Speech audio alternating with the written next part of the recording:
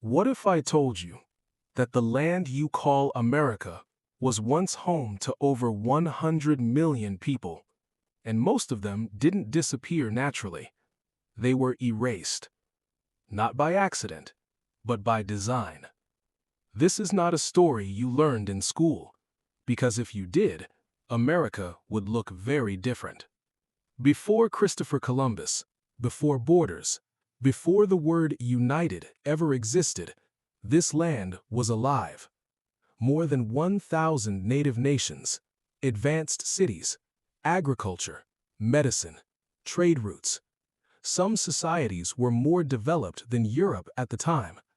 But you were told they were savages, because it's easier to steal land when you first erase the humanity. 1492 wasn't a discovery, it was an invasion.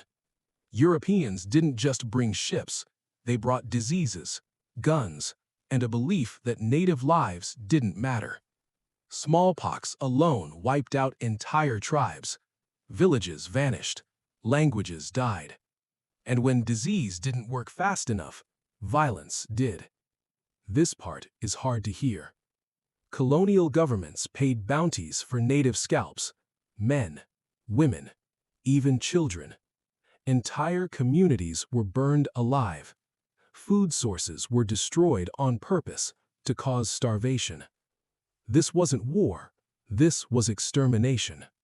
In the 1830s, the US government made a decision. Native Americans had to leave. Not because they did something wrong, but because settlers wanted their land. Families were forced to walk thousands of miles, no food, no shelter, in freezing weather. Thousands died on the road.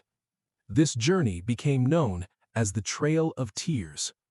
But killing wasn't enough, so the government tried something else.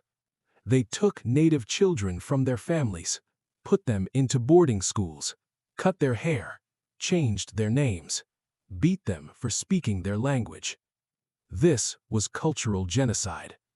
The United States signed hundreds of treaties, then broke almost all of them. Native Americans were pushed onto reservations, often the worst land.